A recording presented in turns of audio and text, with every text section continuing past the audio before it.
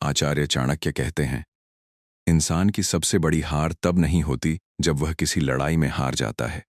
उसकी असली हार उस दिन शुरू होती है जब वह अपनी सबसे बड़ी कमजोरी गलत इंसान के सामने खोल देता है। सोच कर देखो, क्या तुमने कभी किसी पर भरोसा करके अपनी परेशानी बताई थी और कुछ समय बाद वही बात तुम्हारे खिलाफ इस्तेमाल हुई? अगर हां, तो आज की कहानी सिर्फ एक कहानी नहीं है। यह एक ऐसी सीख है जो तुम्हें जिंदगी भर धोखा खाने से बचा सकती है। लेकिन रुको, क्योंकि सबसे खतरनाक कमजोरी वो नहीं है जो तुम्हें पता है। सबसे खतरनाक कमजोरी वो है जिसे तुम मासूमियत समझकर हर किसी के सामने दिखा देते हो। एक छोटे से गांव में आरव नाम का एक युवक रहता था। पढ़ाई में अच्छा था, मेहनती भी था, लेकिन उसके अंदर एक आदत थी जो धीरे धीरे उसकी पूरी जिंदगी को कमजोर बना रही थी। वह अपने दिल की हर बात किसी न किसी से कह देता था। अगर घर में परेशानी होती तो दोस्तों को बता देता। अगर पैसों की दिक्कत होती तो पड़ोसियों से छिपाता नहीं था। अगर किसी काम में डर लगता तो लोगों से सलाह मांगते मांगते अपना पूरा मन खोल देता। उसे लगता था कि दुनिया में ज्यादातर लोग अच्छे होते हैं, जो उसकी बातें सुनते हैं वे उसका दर्द समझते होंगे। लेकिन उसे यह नहीं पता था कि हर मुस्कुराने वाला इंसान तुम्हारा शुभ चिंतक नहीं होता। कुछ लोग तुम्हारी कहानी इसलिए सुनते हैं ताकि सही समय आने पर उसी कहानी को तुम्हारे खिलाफ इस्तेमाल कर सकें। समय बीतता गया। आरव शहर आ गया। एक बड़ी कंपनी में नौकरी मिल गई। नई जगह, नए लोग, नए सपने। शुरुआत में सब कुछ बहुत अच्छा लग रहा था। ऑफिस में एक सहकर्मी था, विवेक। वह हमेशा आरव की मदद करता, उसकी बातें ध्यान से सुनता और हर मुश्किल में उसके साथ खड़ा दिखाई देता। धीरे धीरे आरव ने विवेक को अपना सबसे भरोसेमंद दोस्त मान लिया। उसने उसे अपने घर की आर्थिक परेशानियां बताईं। यह भी बताया कि अगर यह नौकरी चली गई तो पूरा परिवार मुश्किल में पड़ जाएगा। उसने अपने आत्मविश्वास की कमी भी बता दी, यहां तक कि उसने यह भी स्वीकार कर लिया कि उसे बड़े अधिकारियों के सामने बोलने से डर लगता है। तुम सोच रहे होगे, इसमें गलत क्या था? दोस्त से अपनी बात कहना तो सामान्य बात है। गलती दोस्त बनाने में नहीं थी, गलती थी बिना परखे अपने सबसे गहरे राज सौंप देने में। चाणक्य कहते हैं, विश्वास करो, लेकिन इतना भी नहीं कि तुम्हारा भविष्य किसी दूसरे के हाथ में चला जाए। कुछ महीनों बाद कंपनी में एक बड़ा प्रोजेक्ट आया। जो भी इस प्रोजेक्ट का नेतृत्व करता, उसके प्रमोशन की संभावना लगभग तय थी। आरव ने दिन रात मेहनत की। उसकी योजना सबसे मजबूत थी, उसके आइडिया सबसे अलग थे। लेकिन तभी कहानी ने ऐसा मोड़ लिया जिसकी उसने कभी कल्पना भी नहीं की थी। प्रेजेंटेशन वाले दिन वरिष्ठ अधिकारी ने आरव से कुछ कठिन सवाल पूछे। जैसे ही वह जवाब देने उठा, उसका आत्मविश्वास डगमगाने लगा। तभी विवेक ने बीच में बात संभालने का बहाना बनाया। पहले तो सबको लगा कि वह मदद कर रहा है, लेकिन अगले कुछ मिनटों में उसने ऐसी बातें कहीं जिन्होंने पूरे कमरे का माहौल बदल दिया। उसने मुस्कुराते हुए कहा, सर, आरव बहुत मेहनती है, लेकिन यह खुद मानता है कि बड़े फैसलों का दबाव नहीं संभाल पाता। कई बार इसने मुझसे कहा है कि इसे लोगों के सामने बोलने में बहुत डर लगता है। कमरे में सन्नाटा छा गया। आरव समझ ही नहीं पाया कि यह वही इंसान है जिसे उसने अपना सबसे करीबी दोस्त समझा था। उसकी मेहनत पर किसी ने सवाल नहीं उठाया। सवाल उसकी क्षमता पर उठ गया, और वह सवाल किसी दुश्मन ने नहीं, उसके अपने विश्वास ने खड़ा किया था। उस दिन प्रमोशन किसी और को मिल गया। आरव घर लौटा। उसके हाथ में कोई हार का प्रमाण पत्र नहीं था, लेकिन उसके दिल में एक ऐसा घाव था जो किसी भी हार से बड़ा था। पूरी रात वह यही सोचता रहा कि आखिर गलती कहां हुई। क्या उसने मेहनत कम की? नहीं। क्या उसकी तैयारी कमजोर थी? नहीं। फिर क्या कमी थी? सुबह सुबह वह बिना किसी मंजिल के शहर की पुरानी लाइब्रेरी में जा पहुंचा। वहां एक वृद्ध व्यक्ति प्राचीन ग्रंथ पढ़ रहे थे। आरव चुपचाप पास बैठ गया। शायद पहली बार उसने अपनी परेशानी किसी को बताने के बजाय उसे अपने भीतर ही रखा। वृद्ध ने उसकी आंखों की बेचैनी पढ़ ली। उन्होंने बिना कुछ पूछे सिर्फ एक वाक्य कहा, जिस पेड़ की जड़ें बाहर दिखाई देने लगती हैं, उसे काटने के लिए कुल्हाड़ी की जरूरत नहीं पड़ती। आरव ने पहली बार सिर उठाकर उनकी ओर देखा। उसे नहीं पता था कि अगले कुछ मिनटों में वह चाणक्य की ऐसी नीति सुनने वाला है जो उसकी पूरी सोच बदल देगी। और यहीं से कहानी का सबसे महत्वपूर्ण अध्याय शुरू होता है। क्योंकि अब उसे पता चलने वाला था कि इंसान की कौन सी 5 कमजोरियां ऐसी होती हैं जिन्हें दुनिया के सामने कभी प्रकट नहीं करना चाहिए। और उनमें से पहली कमजोरी तो लगभग हर इंसान अनजाने में रोज दिखा देता है। वृद्ध ने धीरे से पुस्तक बंद की और मुस्कुराते हुए कहा, बेटा, चाणक्य ने केवल राज्य चलाने की नीति नहीं सिखाई थी, उन्होंने इंसान को खुद की रक्षा करना भी सिखाया था। क्योंकि दुनिया में सबसे मुश्किल काम दुश्मन को हराना नहीं, बल्कि अपनी कमजोरियों को उसकी नजर से बचाना है। आरव चुपचाप सुनता रहा। उसके मन में एक ही सवाल था, अगर अपनी परेशानियां किसी को न बताएं तो फिर किस पर भरोसा करें। वृद्ध ने जैसे उसके मन की बात पढ़ ली। उन्होंने कहा, भरोसा करना गलत नहीं है, लेकिन भरोसा और अपनी पूरी जिंदगी किसी के सामने खोल देना, दोनों अलग बातें हैं। उन्होंने मेज पर रखा मिट्टी का एक छोटा घड़ा उठाया। अगर इस घड़े में एक छोटी सी दरार हो तो क्या होगा? आरव बोला, धीरे धीरे सारा पानी निकल जाएगा। वृद्ध ने कहा, बिल्कुल, इंसान भी ऐसा ही होता है। उसकी सबसे छोटी कमजोरी धीरे धीरे उसकी सबसे बड़ी हार बन सकती है। फिर उन्होंने कहा, चाणक्य की पहली नीति सुनो, अपना सबसे बड़ा डर कभी किसी को मत बताओ। आरव ने हैरानी से पूछा, लेकिन क्यों? वृद्ध बोले, क्योंकि दुनिया में 2 तरह के लोग होते हैं। एक, जो तुम्हारे डर को समझकर तुम्हें मजबूत बनाते हैं। दूसरे, जो उसी डर को पकड़कर तुम्हें नियंत्रित करते हैं। समस्या यह है कि दोनों की पहचान शुरुआत में नहीं होती। उन्होंने एक पुरानी घटना सुनाई। एक राज्य में 2 सेनापति थे। दोनों बहादुर थे, लेकिन एक सेनापति ने अपने मित्र को यह बता दिया कि उसे ऊंचाई से बहुत डर लगता है। वर्षों तक कुछ नहीं हुआ। फिर एक दिन वही मित्र सत्ता के लालच में उसका विरोधी बन गया। युद्ध का मैदान ऐसा चुना गया जहां ऊंची पहाड़ियां थीं, तलवारें दोनों के पास थीं, सैनिक भी बराबर थे। लेकिन युद्ध शुरू होने से पहले ही एक सेनापति हार चुका था। क्यों? क्योंकि उसका सबसे बड़ा डर पहले से उसके दुश्मन को पता था। वृद्ध ने गहरी सांस ली और कहा, याद रखना, जिस इंसान को तुम्हारे डर का पता है वह तुम्हारे फैसलों को प्रभावित कर सकता है। आरव को अचानक ऑफिस की वह मीटिंग याद आ गई। विवेक को पता था कि उसे लोगों के सामने बोलने से डर लगता है, और उसने ठीक उसी जगह वार किया था। तुम सोच रहे होगे, क्या फिर किसी से अपने डर की बात नहीं करनी चाहिए? करनी चाहिए, लेकिन हर सुनने वाला इंसान सलाह देने वाला नहीं होता।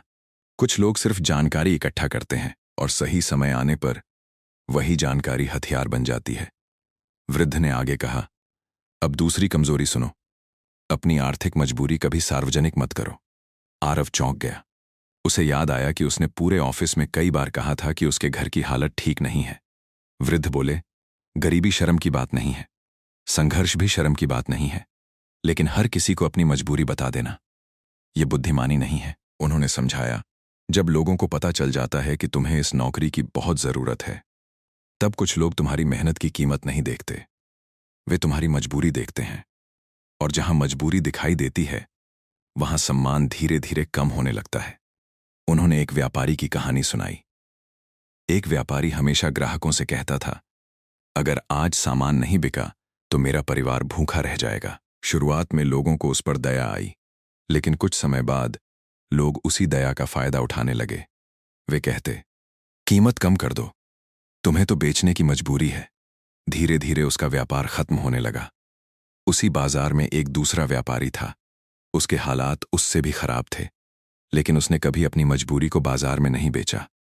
वह मुस्कुराकर काम करता रहा। लोगों ने उसकी मजबूरी नहीं देखी, उसकी गुणवत्ता देखी। कुछ सालों बाद पहला व्यापारी दूसरों के यहां नौकरी कर रहा था और दूसरा पूरा बाजार चला रहा था। वृद्ध ने आरव की आंखों में देखते हुए कहा, दुनिया अक्सर तुम्हें तुम्हारी क्षमता से नहीं, तुम्हारी दिखाई हुई कमजोरी से पहचानने लगती है। ये शब्द आरव के दिल में उतर गए। उसे एहसास हुआ कि उसने अनजाने में लोगों को अपनी मेहनत नहीं, अपनी मजबूरियां ज्यादा दिखाई थीं, लेकिन असली बात अभी बाकी थी। वृद्ध ने तीसरी उंगली उठाई और धीमी आवाज में कहा, अब मैं तुम्हें वह कमजोरी बताने जा रहा हूं जो सबसे ज्यादा रिश्ते तोड़ती है, सबसे ज्यादा सपने बर्बाद करती है और सबसे ज्यादा लोग बिना जाने हर दिन दुनिया के सामने खोल देते हैं। आरव ध्यान से उनकी ओर देखने लगा। लाइब्रेरी में घड़ी की टिक टिक साफ सुनाई दे रही थी। बाहर हल्की बारिश शुरू हो चुकी थी और वृद्ध के अगले शब्द उसकी पूरी जिंदगी की दिशा बदलने वाले थे। लेकिन वह सीख जितनी सरल दिखती थी, उतनी ही खतरनाक थी। वृद्ध ने कुछ पल तक खिड़की से बाहर गिरती बारिश को देखा, फिर धीरे से बोले, बारिश की बूंदें जब जमीन पर गिरती हैं तो आवाज करती हैं, लेकिन जो पानी धरती के भीतर उतर जाता है वही पेड़ों को जीवन देता है। आरव उनकी बात समझ नहीं पाया। वृद्ध मुस्कुराए और बोले, चाणक्य की तीसरी नीति यही है, अपने भविष्य की हर योजना दुनिया को मत बताओ। आरव ने तुरंत पूछा, लेकिन लोग तो कहते हैं कि अपने गोल्स सबको बताने चाहिए ताकि मोटिवेशन मिले। वृद्ध ने सिर हिलाया। मोटिवेशन कुछ दिनों तक मिल सकती है, लेकिन सुरक्षा केवल मौन से मिलती है। उन्होंने एक पुरानी कहानी सुनानी शुरू की। एक नगर में दो युवा रहते थे। दोनों का सपना था कि वे अपना बड़ा व्यापार शुरू करें। पहला युवक हर मिलने वाले से कहता था, बस कुछ ही महीनों में मैं सबसे बड़ा व्यापारी बनने वाला हूं। मैंने पूरी योजना बना ली है। लोग उसकी बातें सुनकर ताली बजाते, कुछ उसकी तारीफ करते, कुछ मुस्कुराकर उसे शुभकामनाएं देते। लेकिन उन मुस्कानों के पीछे क्या चल रहा था, ये उसे कभी दिखाई नहीं दिया। दूसरा युवक बिल्कुल शांत था। वह सुबह जल्दी निकलता, रात देर से लौटता। किसी को नहीं पता था कि वह क्या कर रहा है। न कोई घोषणा, न कोई दिखावा, न कोई शोर। 6 महीने बाद पहले युवक की दुकान अब तक खुल भी नहीं पाई थी, क्योंकि उसकी योजना कई लोगों तक पहुंच चुकी थी।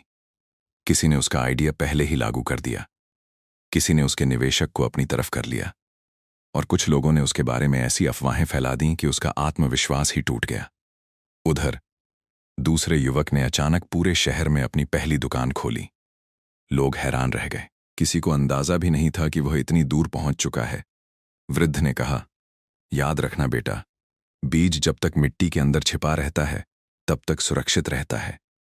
अगर उसे समय से पहले बाहर निकाल दोगे तो वह पेड़ कभी नहीं बन पाएगा। आरव के मन में पिछले साल की एक घटना घूमने लगी। उसे याद आया कि उसने ऑफिस में सभी को बता दिया था कि वह एक नई स्किल सीख रहा है और अगले प्रमोशन की तैयारी कर रहा है। कुछ लोगों ने उसकी तारीफ की, लेकिन कुछ ने चुपचाप उसकी हर गतिविधि पर नजर रखनी शुरू कर दी। जब इंटरव्यू का समय आया, उसी स्किल में उससे पहले 2 लोग सर्टिफिकेट लेकर पहुंच चुके थे। उसने सोचा था कि लोग प्रेरित होंगे, लेकिन कई लोग उससे आगे निकलने की तैयारी कर चुके थे। तुम सोच रहे होगे, क्या अपनी खुशी भी किसी से शेयर नहीं करनी चाहिए? जरूर करनी चाहिए, लेकिन हर सपना पूरा होने से पहले सबको बता देना अक्सर सपनों की सबसे बड़ी गलती बन जाती है। चाणक्य कहते हैं, काम की आवाज बातों की आवाज से हमेशा बड़ी होनी चाहिए। वृद्ध ने अब अपनी चौथी उंगली उठाई। उनकी आवाज पहले से कहीं अधिक गंभीर हो गई। अब सुनो वो कमजोरी जो सबसे समझदार इंसानों को भी बर्बाद कर देती है। आरव पूरी तरह ध्यान से बैठ गया। वृद्ध बोले, अपना अपमान हर किसी के सामने रो रो कर मत सुनाओ। आरव हैरान रह गया। वृद्ध ने कहा, जब कोई तुम्हारा अपमान करता है, दर्द होना स्वाभाविक है, लेकिन अगर तुम उसी घटना को बार बार अलग अलग लोगों को सुनाते रहोगे तो तुम्हारा सम्मान वापस नहीं आएगा। उल्टा लोग तुम्हें उसी घटना से पहचानने लगेंगे। उन्होंने एक उदाहरण दिया। एक युवा राजा पहली बार सभा में गया। एक मंत्री ने सबके सामने उसका मजाक उड़ा दिया। राजा बहुत दुखी हुआ। उसने अगले कई महीनों तक हर मिलने वाले से यही कहा, उस मंत्री ने मेरा अपमान किया था। धीरे धीरे पूरे राज्य में लोग राजा की उपलब्धियों से ज्यादा उस अपमान की कहानी जानने लगे। एक दिन उसके गुरु ने कहा, जिस अपमान को दुश्मन एक दिन में भूल चुका है, तुम उसे रोज अपने शब्दों से जिंदा कर रहे हो। यह सुनकर राजा स्तब्ध रह गया। वृद्ध ने आरव की तरफ देखते हुए कहा, दुनिया को यह मत बताओ कि किसने तुम्हें गिराया, दुनिया को यह दिखाओ कि तुम कितनी ऊंचाई तक उठे। ये शब्द सुनकर आरव की आंखें भर आईं। उसे याद आया कि पिछले कई महीनों से वह हर नए व्यक्ति को विवेक की धोखेबाजी की कहानी सुनाता था। वह सोचता था कि लोग उसका दर्द समझेंगे, लेकिन अब उसे एहसास हुआ कि वह अनजाने में अपनी पहचान ही उस धोखे से बना रहा था। उसने पहली बार तय किया, आज के बाद वह अपनी हार की कहानी नहीं, अपनी वापसी की कहानी लिखेगा। लेकिन तभी वृद्ध ने मेज पर हाथ रखा और बहुत धीमी आवाज में कहा, अब आखिरी और सबसे खतरनाक कमजोरी बची है। आरव ने उत्सुकता से पूछा, क्या वो डर से भी ज्यादा खतरनाक है? वृद्ध ने बिना एक पल गंवाए जवाब दिया, हां, क्योंकि अगर यह कमजोरी किसी गलत इंसान को पता चल जाए तो वो तुम्हें हराएगा नहीं, तुम्हें तुम्हारे ही फैसलों का कैदी बना देगा। आरव की धड़कनें तेज हो गईं। उसे महसूस हो रहा था कि अब तक जो उसने सीखा वह सिर्फ शुरुआत थी। असली चेतावनी अब सामने आने वाली थी। वृद्ध ने अपनी आंखें बंद कीं। कुछ पल तक पूरा वातावरण बिल्कुल शांत रहा। बाहर बारिश रुक चुकी थी। खिड़की से आती हल्की धूप कमरे में फैलने लगी। फिर उन्होंने धीरे धीरे अपनी आंखें खोलीं और कहा, चाणक्य की 5वीं और सबसे खतरनाक नीति है, अपनी भावनाओं पर नियंत्रण खोकर उन्हें हर किसी के सामने मत दिखाओ। आरव कुछ समझ नहीं पाया। वृद्ध ने पूछा, अगर किसी को यह पता चल जाए कि तुम्हें किस बात पर सबसे ज्यादा गुस्सा आता है, तो क्या वह तुम्हें गुस्सा दिलाने की कोशिश नहीं करेगा? आरव ने सिर हिलाया। अगर किसी को पता चल जाए कि किस बात से तुम सबसे ज्यादा डरते हो, तो क्या वह उसी डर का इस्तेमाल नहीं करेगा? आरव फिर चुप रहा। वृद्ध बोले, और अगर किसी को यह पता चल जाए कि किस इंसान से तुम्हें सबसे ज्यादा लगाव है, तो वह तुम्हारे फैसलों को उसी रिश्ते के जरिए प्रभावित कर सकता है।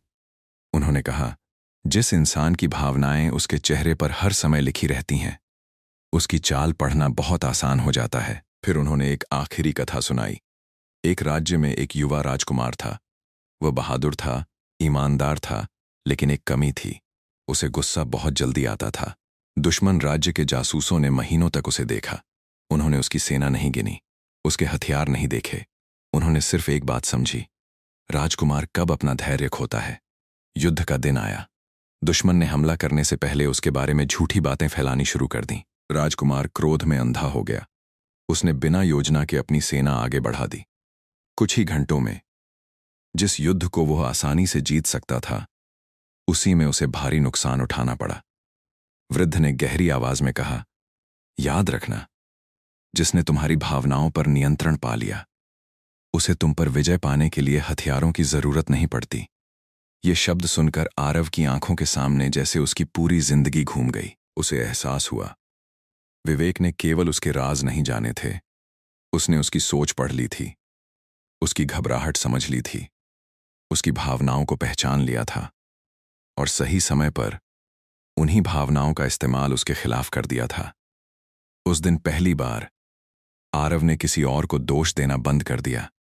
उसने खुद से कहा, गलती भरोसा करने की नहीं थी, गलती बिना समझे अपनी पूरी किताब किसी के सामने खोल देने की थी। उसने उसी दिन अपनी जिंदगी बदलने का फैसला किया। अब वह कम बोलता था, ज्यादा सुनता था, अपनी योजनाओं पर चुपचाप काम करता था, अपनी परेशानियों का समाधान खोजता था, उन्हें चर्चा का विषय नहीं बनाता था। जब लोग उसकी सफलता के बारे में पूछते, वह मुस्कुराकर सिर्फ इतना कहता, अभी सफर जारी है। महीने बीत गए, फिर वही कंपनी, फिर एक नया प्रोजेक्ट, और इस बार फिर प्रमोशन का मौका आया। लेकिन इस बार आरव पहले वाला इंसान नहीं था। उसने किसी को नहीं बताया कि वह किस तैयारी में लगा है। उसने किसी को यह नहीं बताया कि इस बार उसकी रणनीति क्या है। उसने किसी से अपनी घबराहट साझा नहीं की। उसने किसी से अपनी उम्मीदें भी नहीं बताईं। बस हर दिन चुपचाप काम करता रहा। प्रेजेंटेशन का दिन आया। पूरा कॉन्फ्रेंस रूम भरा हुआ था। विवेक भी वहीं बैठा था। शायद उसे उम्मीद थी कि आज भी आरव पहले की तरह घबरा जाएगा, लेकिन इस बार कुछ अलग था। आरव ने बिना जल्दबाजी के अपनी बात शुरू की। हर सवाल का शांत मन से जवाब दिया। जब कठिन सवाल आए, तो उसने जवाब देने से पहले कुछ सेकंड रुककर सोचा। उसकी आवाज में घबराहट नहीं, आत्मविश्वास था। मीटिंग खत्म हुई। कुछ देर बाद कंपनी के निदेशक खड़े हुए और बोले, आज का सर्वश्रेष्ठ नेतृत्व आरव ने दिखाया है। पूरा कमरा तालियों से गूंज उठा। विवेक पहली बार चुप था, क्योंकि इस बार उसके पास आरव के खिलाफ इस्तेमाल करने के लिए कोई कमजोरी ही नहीं थी। उसी पल आरव को वृद्ध की बात याद आई। मजबूत इंसान वो नहीं जिसके पास कोई कमजोरी न हो। मजबूत इंसान वो है जो अपनी कमजोरियों का पहरेदार बनना सीख जाए। दोस्तों, चाणक्य की यह नीति आज भी उतनी ही सच्ची है जितनी सदियों पहले थी। हर मुस्कुराने वाला दोस्त नहीं होता, हर सलाह देने वाला शुभचिंतक नहीं होता, हर सुनने वाला भरोसे के लायक नहीं होता।